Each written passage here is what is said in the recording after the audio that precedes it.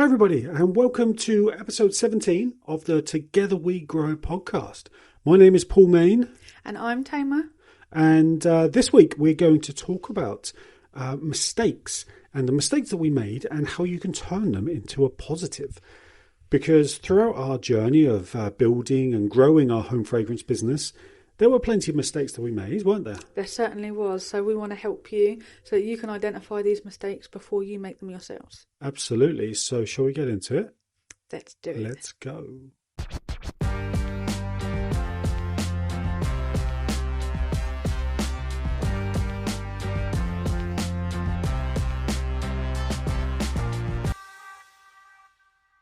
Okay, before we dive into this episode, I've brought my win and my quote of the week as well.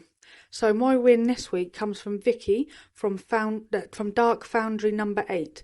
She let us know that they became a runner-up in the Candle Shack Power of Love competition, and they've only been running for 6 months and they've already become a runner-up in an award already. Good news. Well done. Well done, Vicky.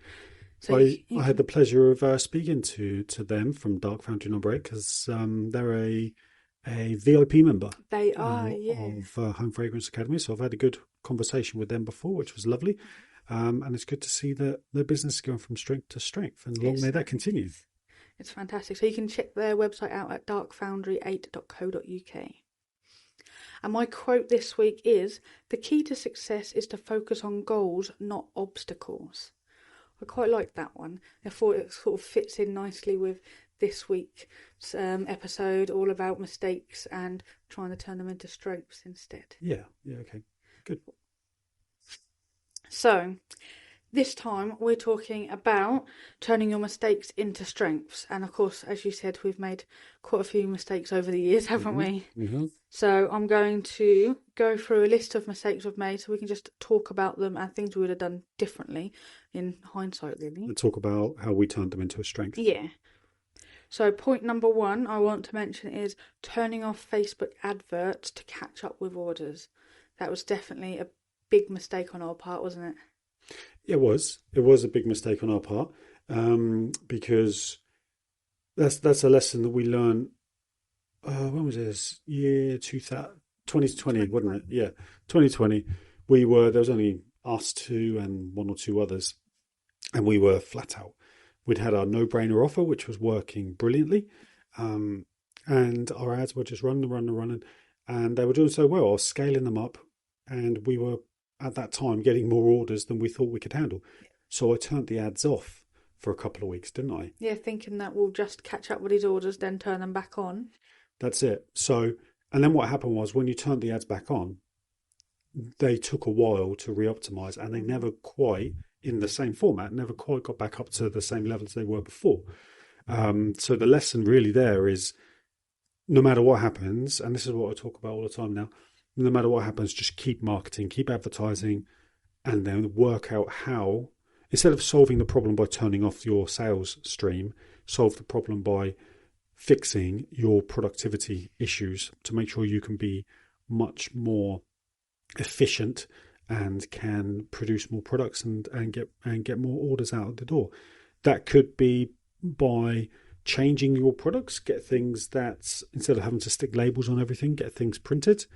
It could be just the method in which you make the products. Are there machines that can help you with that? Are there tools that can help you with that? You might just need more people. Yeah, or even like back in the day when we first started, we had to write down all the individual order numbers and then process them on a computer separately. It could be time to upgrade the way that you ship your products out. So exactly, yeah. It could be a dispatch as your funnel there, isn't it, where you're getting stuck. That's it. Don't automatically think that you have too many orders and you can't cope and you need to stop getting orders in, because that's the lifeblood. That's what you need in your business. Think about ways in which you can oil the machine elsewhere by improving things. That's a good way of putting it. Because that was a big mistake. I mean, this podcast is all about turning the mistakes into strengths. So, I mean, the strength there would be the lesson that we learn, I guess, to never do that again. And we never did do that again after that. We always just kept advertising. And found other ways, like you say, to oil our machine and to find ways to make it easier and quicker to dispatch and make products. Yeah, exactly. Point number 2, investing in fragrance oils unnecessarily and tying up cash in stock. Yeah. Now, I remember doing this that would have been even earlier than that, wouldn't it? 2019. We were making a product, so we'd finish all of our fragrance oil, then regardless of what the scent was, we'd just buy another 5 kilograms of the oil. So we had it on the shelf ready to make as and when we needed to. So of course we're tying up the cash into the stock that we've got on the shelf, but also into the raw ingredients. And it wasn't always a good idea to do that. It seems like a good idea, hence why we did it, because you have lots of that product on the shelf, you have lots of that oil on the shelf, so you can easily remake it if you needed to. But that is your cash and your profit in stock, which you don't really want, because that means it's not liquid profit, which means you can't move that profit to reinvest into growth or Yeah, take it out as a dividend for yourself or whatever you want to do. Um, and yeah, we did that, didn't we? And we did that for quite a while. we did. And then over time, we sort of, as we really started to work on each part of our business and fine tune certain things, we realised that that wasn't the way to do it, was it? No.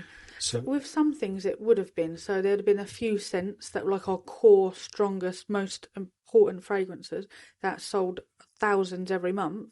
They were the ones to do that with, but not the low sellers, obviously.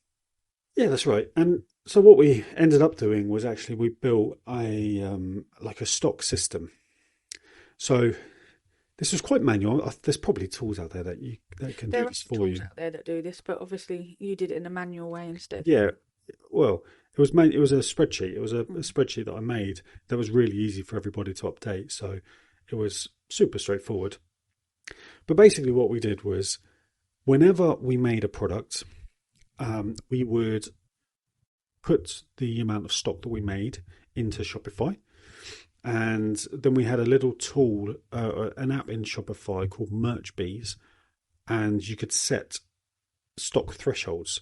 So ours was, let's say, 20, or I can't remember what it was, but let's say 20. So at the beginning of every day, any item that was 20 or less in stock, it would put onto a email every single morning. So then we knew what items were running low and what products to restock. So that works really well. But with regards to the oil, what we did was we had a spreadsheet and we recorded how much oil we had in stock. And then when we used it, we then updated how much we had in stock. We knew how much oil that product could make. We knew the sell through rate of that product. So let's say we sold 100 of them in a month. We knew that we'd need, I don't know, roughly 500 grams. Oh, I've made that up, but roughly 500 grams of oil to make that product. So how much stock did we want to have how much oil did we want to have in stock? That's what we would decide. So let's say it took us a month to sell 100 of them, and we knew we needed 500 grams of oil to fulfill a month's worth of that stuff. When it got halfway through the month, we would buy 500 grams worth of oil, and then we would make that product for the next month. So then you're running bare minimum amounts of oil and constantly keeping your stock updated. That's the thing, you want to keep your things in stock as much as possible so that your customers don't see loads of out of stock, out of stock, out of stock, and then go somewhere else. But you've got to balance that cash flow, don't you? So you don't Yeah, that's it. have too much oil at Yeah, the same time. that's right. And it can be quite complicated. And it can take a while to get into the swing of it and find the way it works for you, for your business, and for your stock levels as well. Yeah, and that was obviously the size we were at Cozy. But if you're just starting out, or there's just you, then try not to have a shelf full of fragrance oils. Basically, is what we're saying. Make the products up, work out how long they take to sell, and then just make sure that you don't run out of that product by buying the oil in advance, making those products up, and then they're on the shelf ready to go. You'll be able to tell after the first couple of months how your sales were, and then obviously as you grow, hopefully your sales are obviously going to grow, and you'll be able to keep monitoring your sales rates and see like the routine and how well things sell, so you can swap things out, and then you'll be able to just know how much oil you need. This got a bit more complicated when we launched Craft HQ because that was a Yeah. fragrance oil business. Therefore, we needed to have fragrance oil in stock to fulfill those orders. But we still did it down a similar route, Yeah. and I'm sure there's better methods out there of doing it because it did feel a bit clunky, and it was there could be a lot of human error, which there was a lot of as well. Um, but it kind of worked, didn't it? It meant that Mm. our profit wasn't tied up in oil that was on the shelves. But Yeah. that was a good lesson learned there, and you can turn it into a strength because then what you're doing is you've got your products constantly in stock, and that's the people that's the thing people worry about. That's why they have lots of oil on the shelves because Yeah. they don't want to run out of stock. So if you can have a system in place where you don't have loads of fragrance oil on your shelves, but you don't run out of stock, Hit then that sweet spot. that means your profit is actually more likely to be liquid, which means cash, which you can then invest into other things to help grow your Hmm. business. And that is the main thing. You want to have your cash in a liquid form so that you can readjust and move things around as and when needed, don't Yeah. you? Okay. What you got next? Next, too many scents. Now, this is something that we did not learn early on. We obviously started as a subscription box, didn't we? We always launched 6 brand new fragrances every month, and then eventually they did turn into 4 fragrances. But as you can imagine, over the years, releasing 6 or 4 different scents into your collection every single month is soon going to turn into hundreds of different product lines. Yeah, and so this ties in kind of to the previous one, wasn't it? Yeah. Because it's all about stock management. And the problem is when you have too many fragrances, even if it's just wax melts, but let alone if it's across other product lines as well, then it's just an absolute nightmare and costs a lot of money to keep on top of. You'll find that you're always making products as opposed to thinking of ways and implementing ways to grow your business. Um, if a product only sells 3 a month, then you still need to keep it in stock, which means you still need to buy oil and wax to make that product, knowing that you're not going to make the money back within 6 months or something like that. Um, and it's just an absolute headache to keep on top of. You need more staff in production to make these products. You have to buy whatever you use to package your products with, the packaging, the plastic pots, whatever it is you use. You need to buy more of those. You need to have more of those in stock. So it just becomes a headache. I would always, in hindsight now, I mean, we kind of, because of how our subscription box worked, we were always going to have a lot of fragrances in stock.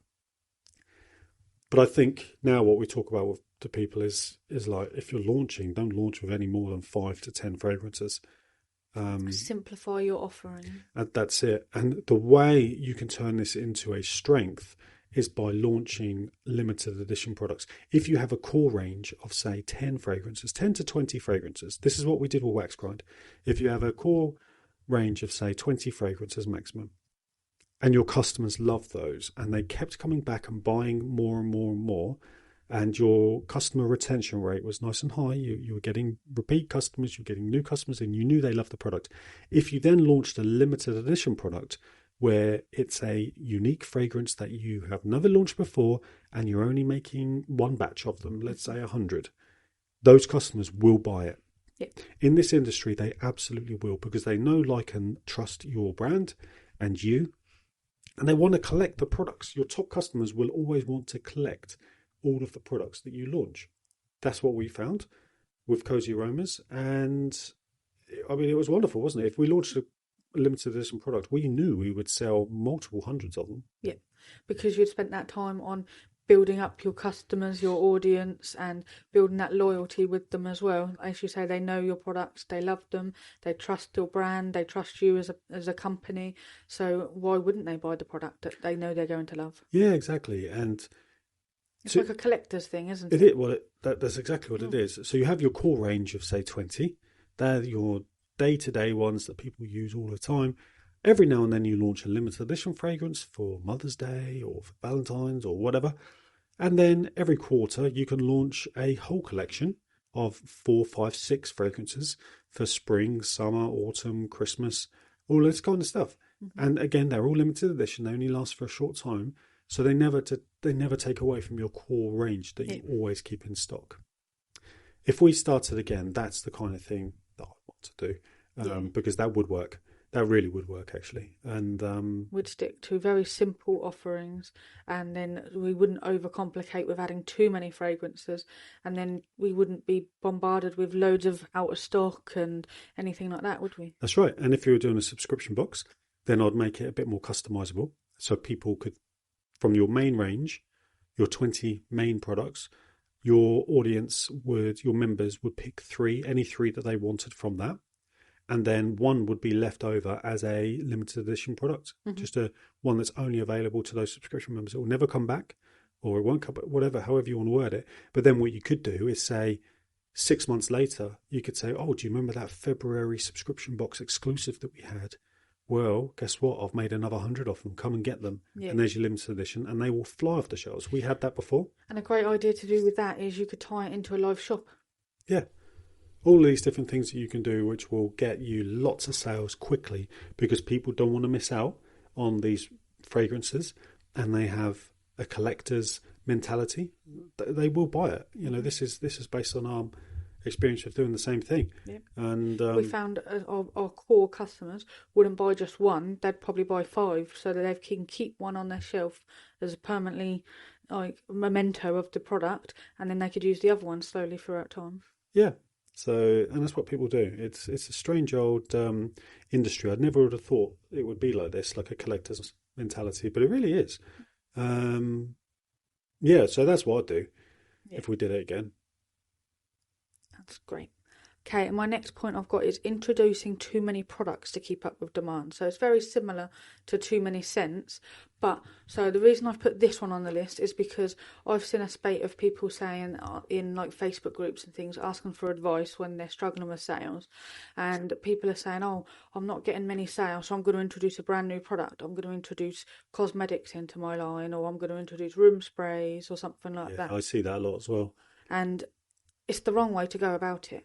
What you need to do is focus on marketing the products you have got, and encouraging the people that do follow you to become repeat customers, because if the people aren't buying your products that you've already got, why are they going to buy you more products? What you need to do is focus on a niche audience. That's the main thing. So don't just sell. If you are listening to this now and you're not getting many sales, as in like hardly anything, and you've got 20 fragrances in wax melts, candles, room sprays, oils, body butters, and you're getting hardly any orders, okay, and you haven't got a particular niche, you just sell to anyone and everyone, stop. Okay, don't do anything else, because your business is not working and it's not going to work the way you've got it. Okay, you're not getting any sales, you're spending loads and loads of money on products and keeping products in stock. Okay, what you need to do is go back to the drawing board and think about a niche target market. What are you interested in? Are you interested in traveling?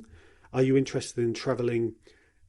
Have you been to in Africa? You've been to various countries within Africa. You've been on safari. You've been to all these different places and you love it. Okay. Well, there's hundreds of thousands of other people out there that have done the same thing. So create a home fragrance range, which is reminiscent of Africa. Saharan sunset, all this kind of stuff. Make a story around it, create a brand all around that. Home fragrance for African travel enthusiasts, whatever it is. Okay, I'm just spitballing here, but that's the thing. Start with just wax melts, 10 fragrances, but each one of those fragrances is unique and has a beautiful story around it, and make it so whenever someone reads your scent description of Saharan sunset, they are immediately taken back to the time they were there, because that's what it's all about. You need to evoke memories. Do that. Create some beautiful adverts, which include, guess what? Saharan sunsets videos, shows pictures of your products, has some clips of you talking to the camera, etc., etc., etc. Target people that love traveling and have visited Africa. Guess what? You'll start selling these products to those people. Once you'll start to build a big customer base around that, and they will keep coming back, you then say, guess what, my audience of people that love going to Africa, I've now got this room spray which smells like Saharan sunset. Come and buy this, and then they will. And the same. It frustrates me. It just frustrates me that people continue to not pay attention to this. It works. It really works. We've proven that when we launched Waxkind. It does How work. that from the niche that we were targeting, and obviously we were targeting the shops side of things, how that overtook a 5-year-old Cozy Aromas in the space of a couple of months Yeah. because we'd narrowed down into a niche and created a product that they love. It works, we've done it. And it's something that you're very passionate about because we know it works and we want to help people.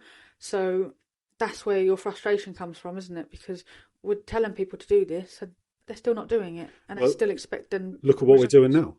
The Home Fragrance Academy. All of the stuff that we teach is suitable for any business that makes and sells products. Any product-based business Any can use product, this advice. but we've niched down to home fragrance because it's a niche audience. There's not many competitors of ours, and we can talk directly to that audience. And guess what? We're here. We're doing this podcast. We've got a few hundred members. We do training all the time. We're booking in calls all the time. We're building websites for some of our and doing branding for some. It works. We're building a business around it. Mm-hmm. So if you're sitting there wondering where your next sale is going to come from, the answer is not making more products in different. It's not. It's about niching down. There's so many. The problem is there are so many home fragrance businesses starting up at the moment.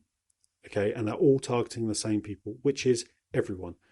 Which therefore means that nobody gets a look in anywhere because everyone's trying to get the same customer.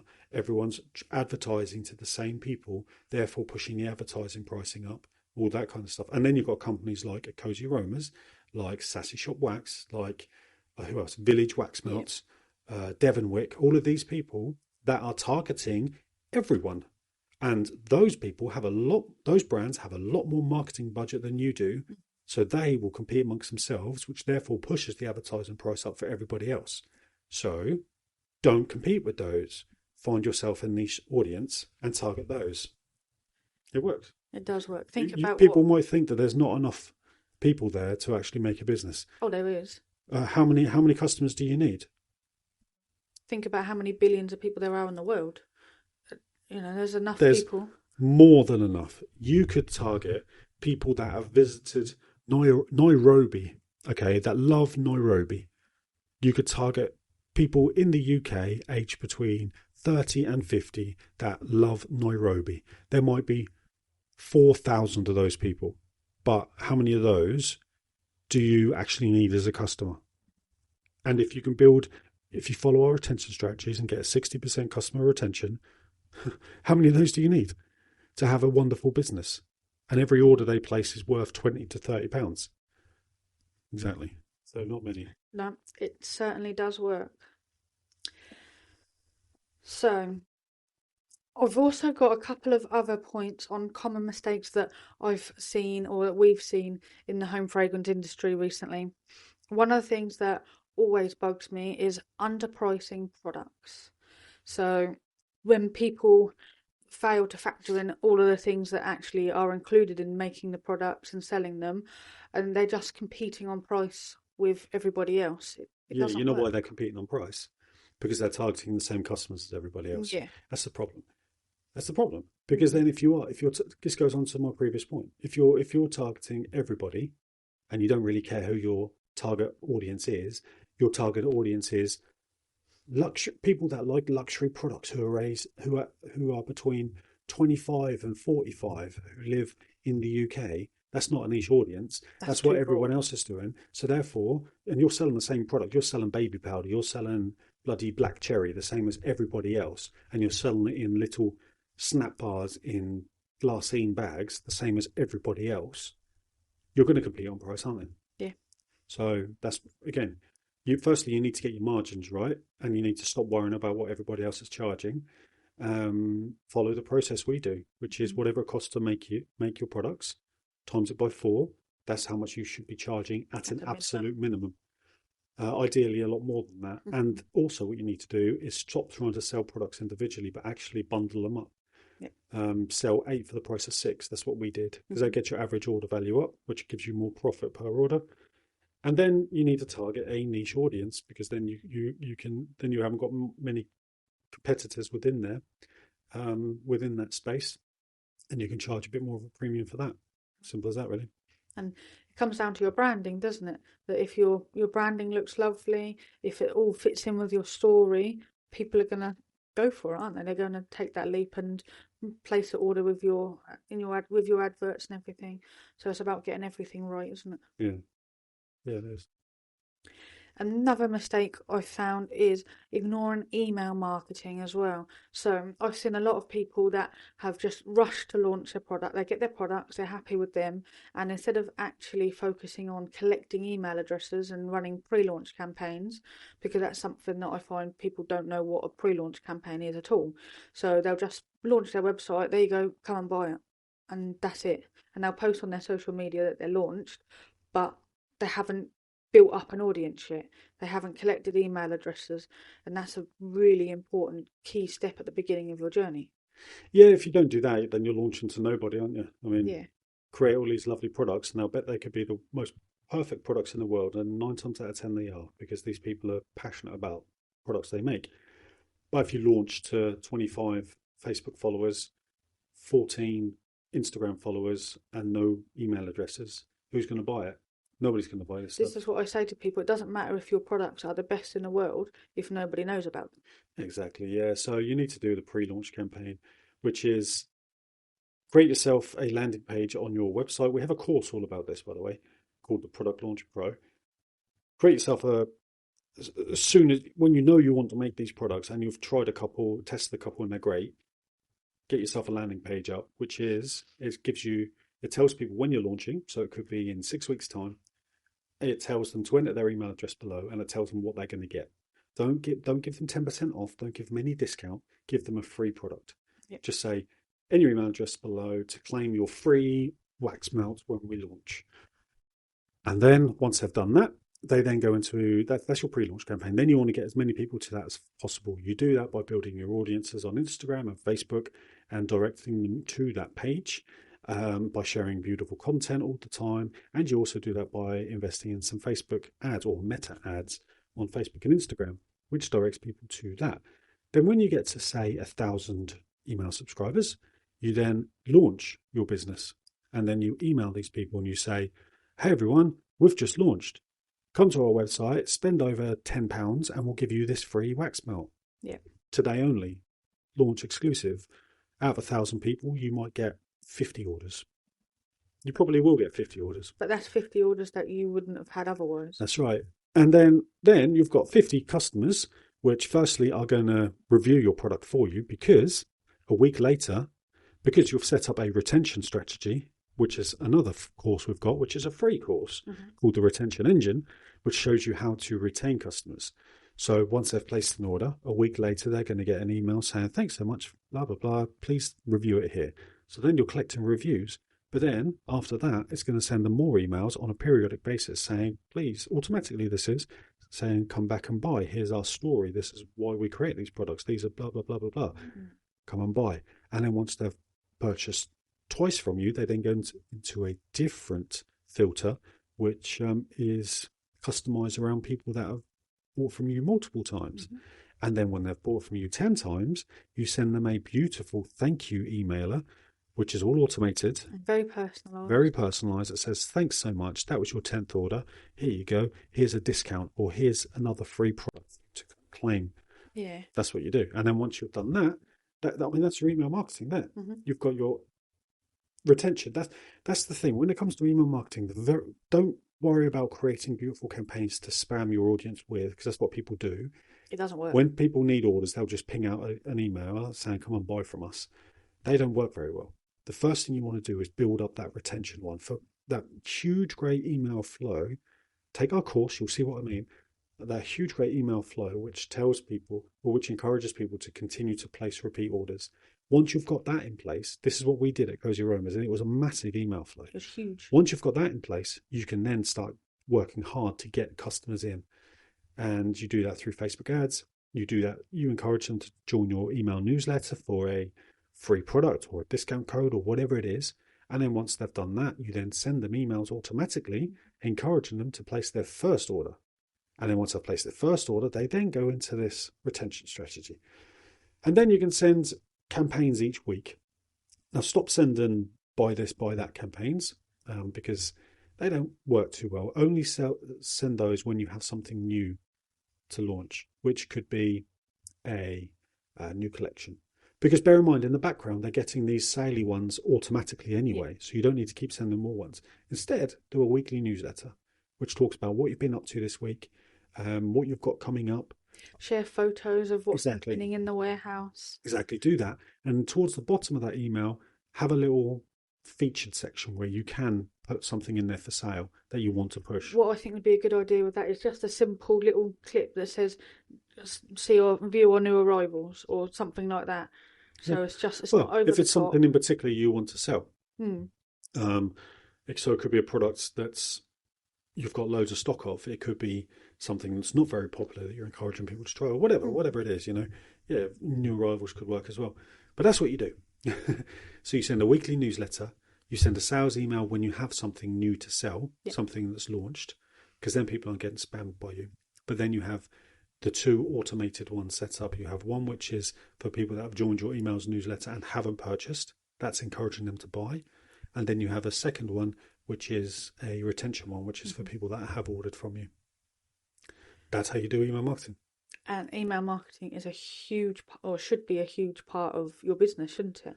It should be a huge part of getting your customer retention sorted and nurturing those customers to continue coming back and to become loyal fans of your brand. Email marketing is going to generate you orders. Yeah. And then but what you need to do is always be continually filling up your email database. Yeah. And that is through visitors to your website.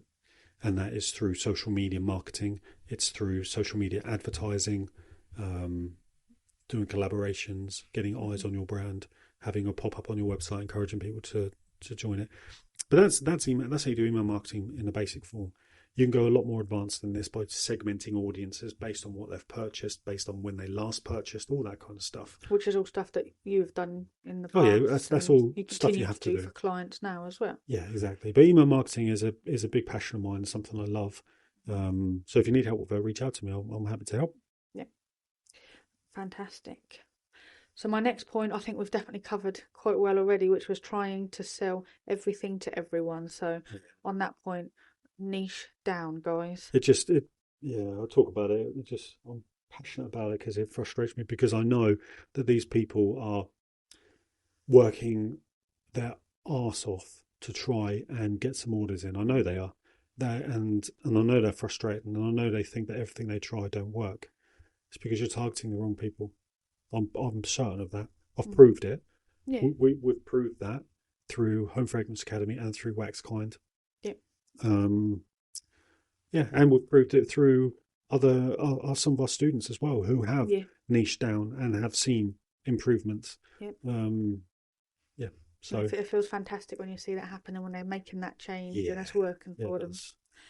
Okay, and then my last point is not tracking numbers properly.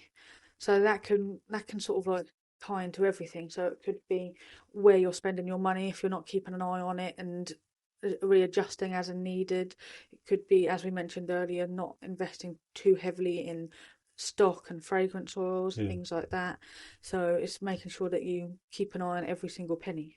Yeah, you've got to do that. I mean, no matter the size, even if you've just started, you've got to keep an eye on profit and loss.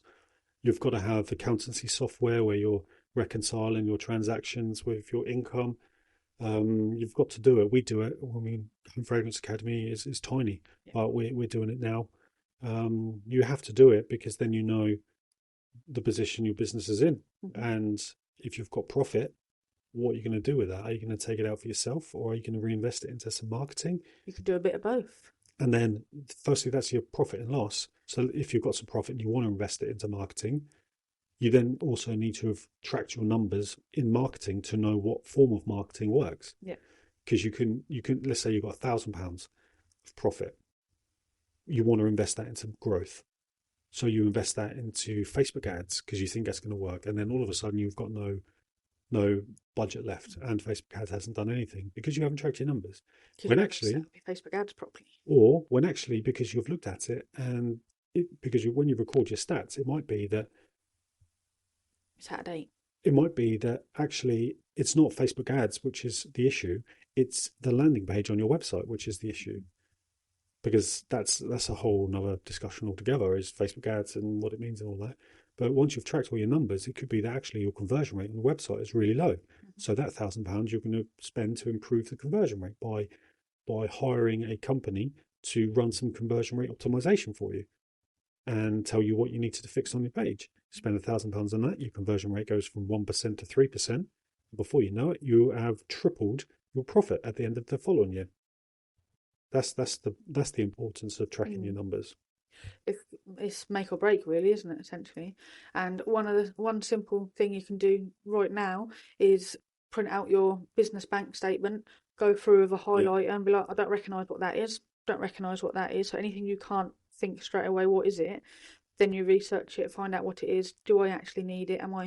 Have I signed up for a free subscription and it's automatically renewed and I didn't realise, because we did that all the time, didn't we? When we had our home fragrance business, we'd print out our bank statements and we'd just go through, marry it all up, and just be like, "Oh, and if you saved £500 this month." And if you did that, you'll be surprised to find out how much you spend on Amazon each month. I promise you that. Oh God, yeah. So don't look at that bit. But yeah, that's the right thing to do. All of that kind of stuff, you need to be on top of it, because any money that you can save that you're not spending wisely, that you're not investing in anything, the investment could be growing your business, it could be expanding your knowledge, whatever it is.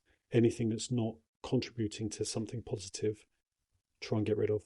Even if it's a tenner a month, that's £120 in a year. Yeah, that's a lot of money. And that £120, you could do a lot with that. You can reinvest it anywhere else in the business to actually boost and make more money. Yeah, exactly. So keep track of all your numbers.